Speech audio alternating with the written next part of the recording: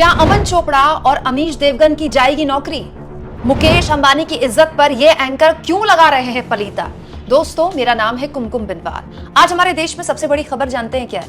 हमारे देश में इस वक्त सबसे बड़ी खबर है मुकेश अंबानी के सबसे छोटे बेटे अनंत अंबानी की प्री वेडिंग की जो गेस्ट आ रहे हैं, प्री वेडिंग की जो तैयारियां चल रही हैं, जो कि आज से शुरू हो रही हैं। दोस्तों, दुनिया भर के बड़े बड़े सेलिब्रिटीज, मतलब केवल हॉलीवुड और बॉलीवुड के लोग नहीं, इस दुनिया में जितने बड़े बड़े तुर्रम खां हैं ना, सारे के सारे इस वक्त भारत आ रहे हैं। और ये शादी नहीं है, ये शादी से पहले जो प्री वेडिंग की जो रस्में होती हैं, शादी से पहले की जो रस्में होती हैं, ये वो हैं। शादी तो जून और जुलाई के आसपास कहीं होगी, तो सोचिए शादी में क्या क्या होगा।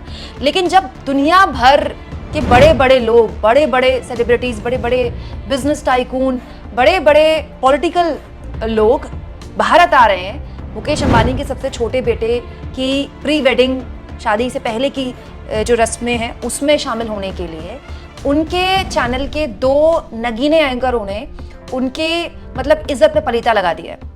दोस्तों, आज ही से मुकेश अंबानी के बेटे अनंत अंबानी की प्री वेडिंग की जो भी रस्मों रिवाज है आज से शुरू होने वाले हैं और भव्य भव्य यहाँ पर तैयारियां की गई हैं। पूरा बॉलीवुड आ रहा है, लगभग हॉलीवुड की बड़ी हस्तियां आ रही हैं, और कौन कौन आ रहा है मैं आपको बताऊंगी।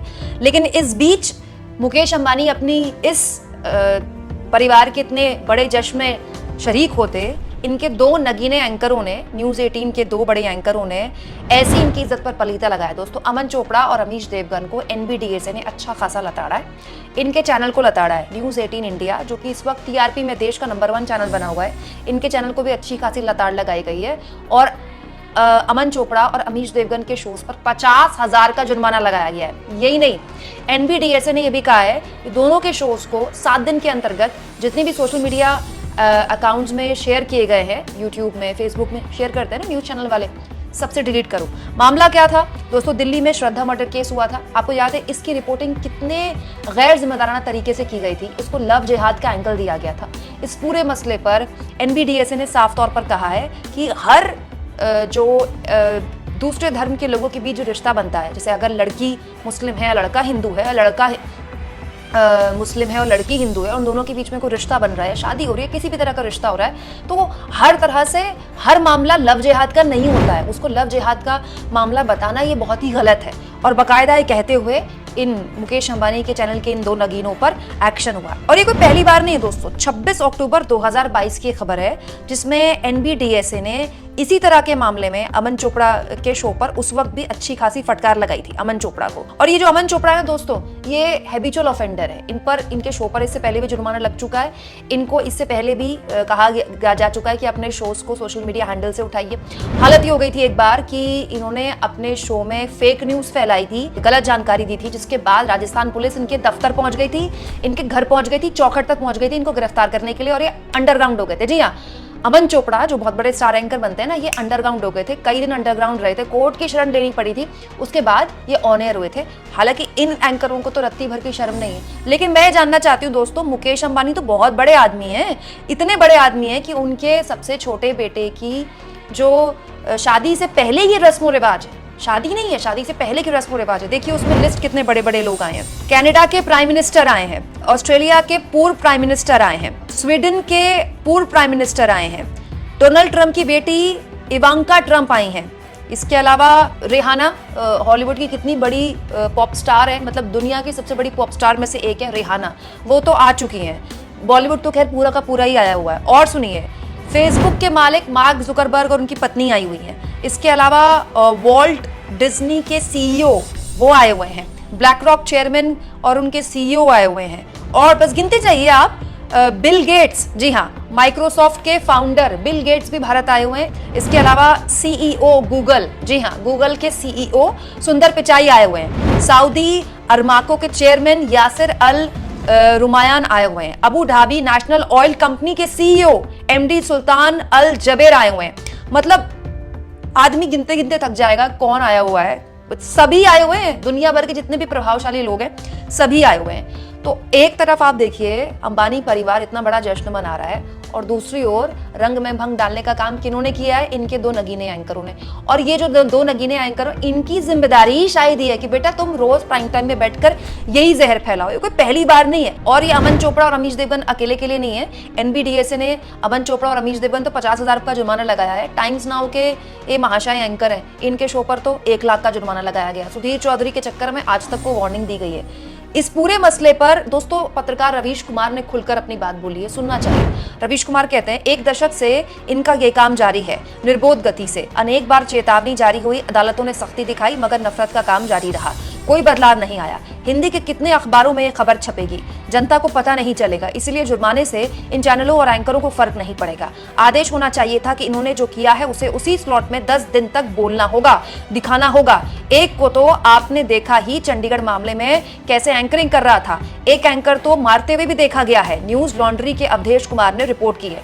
दोस्तों रवीश कुमार जो बात बोल रहे हैं वो गलत नहीं है। मतलब ये कहाँ का न्याय है कि ये एंकर दिन रात सुबह शाम देश में बैठकर नफरत फैला रहे हैं एक धर्म विशेष के खिलाफ। और एग्जैक्टली यही बात एनबीडीएसए ने बोली है कि मुसलमानों के खिलाफ जिस तरह के आपने शोज चलाए ये गलत है, ये आप अपने अजम्पशन के तहत शोज नहीं चला सकते। मतलब ये तो बहुत ही आसान काम है कि आप अपने चैनल में बैठकर दिन रात नफरत फैलाइए और आपकी कोई गलत खबर को लेकर महीनों बाद एनबीडीएसए संज्ञान लेता है, आप पर एक्शन होता है और उसके बाद आपको बस कुछ 50,000 रुपए 1 लाख रुपए जुर्माना भरना होता है। आपके चैनल को जुर्माना भरना होता है, एंकर को नहीं, चैनल को जुर्माना भरना होता है और आप अपने काम में लग जाते हैं। इसका मतलब इन एंकरों की सेहत में कोई फर्क नहीं पड़ता, इन चैनलों की सेहत में कोई फर्क नहीं पड़ता।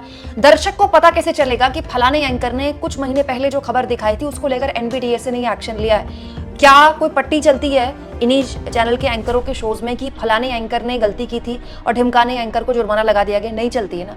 दर्शक जिसने खबर देखी उसे पता नहीं कि ऐसा एनबीडीएसए नाम का कोई संस्था भी है। इसीलिए दोस्तों आगे रवीश कुमार इस मामले में कहते हैं, कैसे एक्शन लेंगे? एंटी मुस्लिम पत्रकारिता नहीं करेंगे तो ये लोग करेंगे क्या?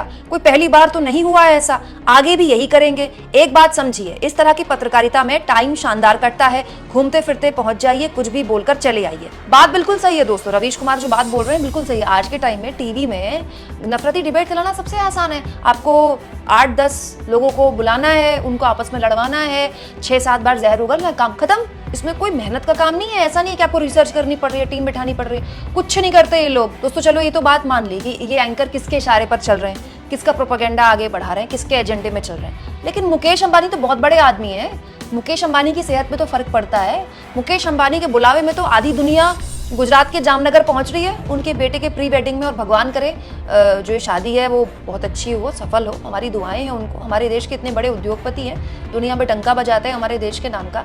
लेकिन भाई ये भी तो डंका बजा रहे हैं, आपकी इज्जत का फालूदा बजा रहे हैं। ये जो एंकर हैं इनका कोई तो इलाज होगा, या फिर ये मान लिया जाए कि मुकेश अंबानी हो या उनका परिवार हो, ये जान के समझ के इन लोगों को हवा देता है। इनको पता है कि ये लोग अब इनके चैनलों में क्या करते हैं। मतलब मुकेश अंबानी तो इतने बड़े आदमी है दोस्तों, इन लोग तो पानी भी विदेश का पीते होंगे, इतने हाईफाई लोग हैं ये लोग। तो कभी बैठकर ये लोग परिवार के साथ अपने चैनल में, अपने न्यूज़ 18 तो मुकेश अंबानी का ही चैनल है ना, अपने चैनल को बैठकर परिवार के साथ देखते हैं, इन एंकरों को देखते हैं कि ये क्या क्या बोलते हैं ऑन एयर, और क्या इनको अंदाजा भी है। मतलब मुकेश अंबानी के कानों तक ये बात भी पहुंचती है, उनको खबर भी है कि उनके एंकरों पर, उनके एंकरों के शोज की वजह से उनके चैनल पर जुर्माने लगे जा रहे हैं, फटकार पर फटकार लगी जा रही है। दोस्तों जो बड़े लोग होते हैं ना, उनकी पहचान बड़े होने की यही होती है कि उनको तिनका तिनका पता होता है उनके उद्योग में क्या क्या हो रहा है। भले ही मुकेश अंबानी का उद्योग दुनिया में फैला हो, लेकिन उन्हें सब पता होता है कि किस सेक्टर में क्या हो रहा है। कोई न्यूज़ चैनल उनका एकलौता मतलब उनके बिजनेस का एकलौता हिस्सा नहीं, बहुत सारे